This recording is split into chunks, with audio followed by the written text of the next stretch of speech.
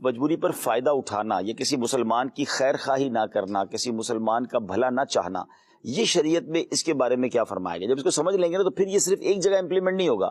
یعنی شاید اس ٹاپک کو دیکھ کر لوگ سمجھیں گے یہ صرف کاروباری لوگوں کے لیے. ایسا نہیں ہے، یہ فیملی لائف میں بھی ہو رہا ہوتا ہے. یعنی گھر کے اندر بھی کوئی ایک بندہ مجبور ہوتا ہے، لیکن اسی مجبوری سے گھر کے کئی افراد فائدہ اٹھا رہے ہوتے ہیں. کچھ رشتے ایسے ہوتے ہیں خاندان میں، فیملی میں، جو ایک بندے کو دبا ہی رہے ہوتے ہیں کیونکہ مجبور ہے، وہ کہیں نہیں جا سکتا. اب مثال دیتا ہوں، بابا فیملی کی بات کریں تو شوہر ہے، اگر شوہر کا مزاج ہی عجیب ہے تو اس کو پتا ہے بیوی نے کہاں جانا ہے، اب جتنا دبانا ہے دبا دو. اب ساس اور بہو کے معاملات میں بعض اوقات ایسا ہو رہا ہوتا ہے، نند اور بھاوج کے معاملات میں ایسا ہو رہا ہوتا ہے. تو اگر اس بہت براڈ پراسپیکٹس ہے کہ اس میں بہت ساری جگہوں پر جا کر یہ امپلیمنٹ ہوگا کہ اگر کہیں کوئی مجبور ہے تو کیا ہمیں یہ اجازت ہے کہ ہم جتنا چاہیں دبا دیں؟ ہمارے اسلاف، ہمارے بزرگان دین تو جہاں ایسا معاملہ نہیں بھی ہوتا تھا وہاں ڈر رہے ہوتے تھے. اس کو تھوڑا سا سمجھ لیتے ہیں کہ یہ محمود نہیں ہے، یہ ناپسندیدہ ہے کہ بندہ کسی کی مجبوری سے فائدہ اٹھائے، بلکہ ہمیں تو ایثار کا درس دیا گیا، خیر خواہی کا درس دیا گیا. خیر الناس من ينفع الناس، لوگوں میں بہترین یا اچھا وہ ہے جو دوسرے لوگوں کے لیے فائدہ مند ہو. اب ہم غور کریں کہ اچھا پھر وہ حدیث پاک ہے جس کا مضمون ہے کہ مومن وہ ہوتا ہے جو اپنے لیے پسند کرتا ہے، وہ دوسروں کے لیے پسند کرتا ہے. کبھی ہم کسی مجبوری میں پھنسے ہوں اور ہمارے ساتھ کسی نے ایسا کیا ہو کہ ہماری مجبوری سے فائدہ اٹھا، کتنا فیل ہوتا ہے سلمان بھائی کہ یار یہی موقع تھا فائدہ اٹھانے کا، یار آج تو تھوڑا سا ہلکا ہاتھ رکھ لیتا.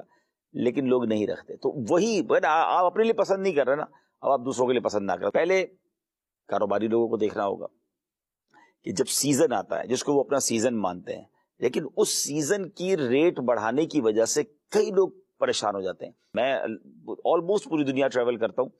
نارملی کئی ملکوں میں جب ان کے تہوار آتے ہیں، خاص طور پہ کوئی خوشی کا موقع آتا ہے نا، میں نام نہیں لینا چاہتا، ایک تہوار دنیا میں بہت مشہور ہے، ٹھیک ہے نا، مگر اس کی باقاعدہ سیل لگتی ہیں.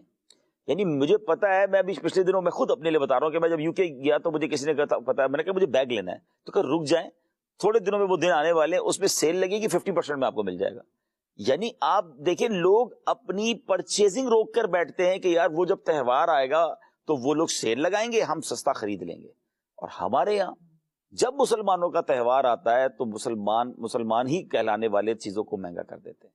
یہ نہیں ہونا چاہیے. سلمان میں سارا سال پڑا ہے کمانے کے لیے.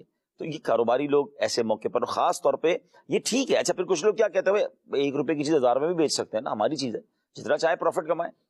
مگر یہاں یہ بات سمجھنی ہوگی کہ اناج میں معاملہ دوسرا ہے، کہ اناج جو خاص طور پہ لوگوں کی ضرورت زندگی کی اشیاء ہیں، وہاں پر آپ اتنی قیمت نہیں بڑھا سکتے کہ لوگوں کی قوت خریدی ختم ہو جائے اور وہ بیچارے پریشان ہو جائیں.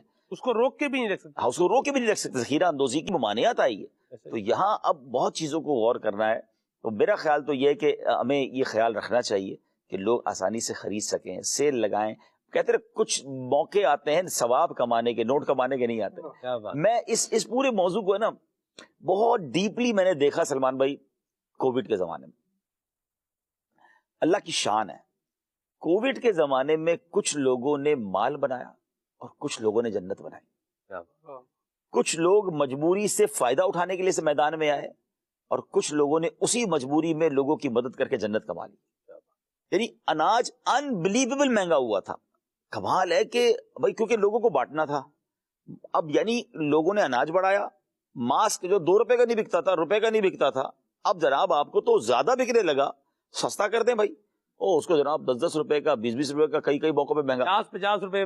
اچھا پھر اس کے بعد جناب حالانکہ کاسٹ 2 روپے 3 روپے سے، ہاں معمولی سی کاسٹ. اچھا اس کے بعد آپ آ جائیں سینیٹائزر، اس کے بعد آپ آ جائیں، اب جتنی چیزیں کووڈ سے جڑتی گئیں، کسی نے کہا یہ کھانے میں فائدہ ہے کووڈ میں، وہ اس کے ریٹ بڑھا دیے.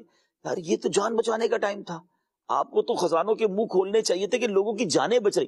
اچھا مزے کی بات پتہ کیا تھی، اسی دوران جو ماس 50 روپے کا آپ نے کہا نا بک گیا، لوگ خرید کر اسے بانٹ رہے تھے.